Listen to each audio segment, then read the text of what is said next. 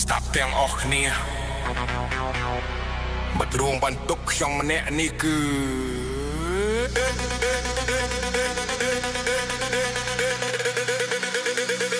បន្ទប់ដោយសំបកមន់រញ៉េរញឡើងពេញនឹមខោឲ្យបោះចោលគ្រប់កន្លែង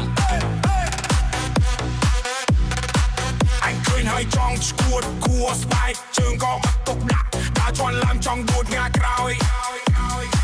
មកទៀតហើយអាយសុំខ្ចីឲ្យមួយមកអាយសុំខ្ចីលុយសិនមកបាយឯងក្នុងទូទឹកកកបាត់អស់រលីងគ្មានសល់មួយក្រមករួមបន្ទប់ខ្ញុំធ្វើបាបឯងរាល់ថ្ងៃមករួមបន្ទប់ខ្ញុំតែបើអត់គេក៏ហត់សប្បាយដែររួមទៅរួមឲ្យបីបន្ទប់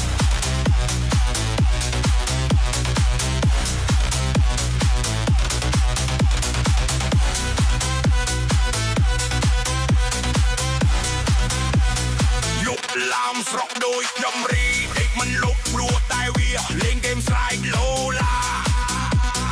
ចង់តែធាក់ចេញពីបន្ទប់ទោះបីឯងវាជារឿងច្រើនតែយើងនៅជាមួយគ្នាចែករំលែកទុកសោករឿងសប្បាយមានជាមួយគ្នាជានិច្ច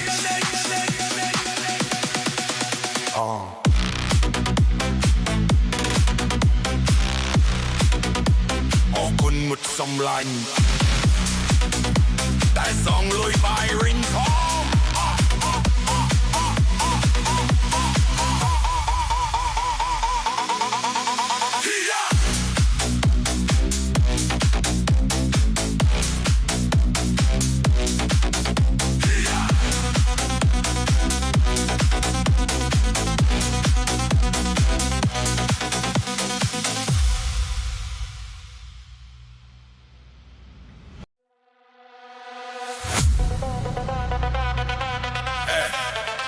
ស្ដាប់ទាំងអស់គ្នា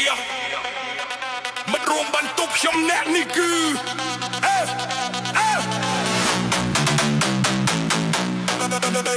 បន្ទប់ដោយសំបុកមន់រញ៉េរញ៉ៃពេញនឹងខោឲ្យបោះចោលគ្រប់កន្លែងអញឃើញហើយចង់ឈួតខួតស្បែកជើងក៏អត់ទុកដាក់ដើរជន់ឡើងចង់ដួតងាក្រោយមកទៀនហើយឯងសុំខ្ចីឲ្យមួយមកសុំខ្ចីលុយសិនមកបាយឯងក្នុងទូទឹកកកបាត់អស់រលីងគ្មានសល់មួយក្រមិត្តរួមបន្ទប់ខ្ញុំធ្វើបាបឯងរាល់ថ្ងៃមិត្តរួមបន្ទប់ខ្ញុំតែបើអត់គេក៏អត់សប្បាយដែររួមទៅរួមឲ្យបែកបន្ទប់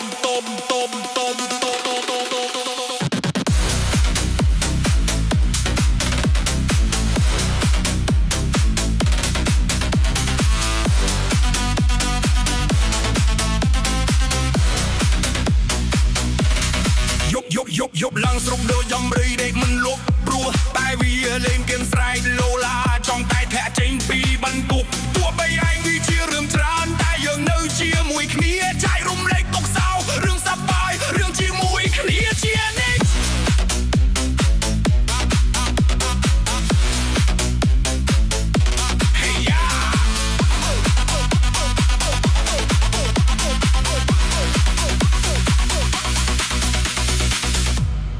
គុណមិត្តសំឡាញ់តែសងលុយបាយវិញផង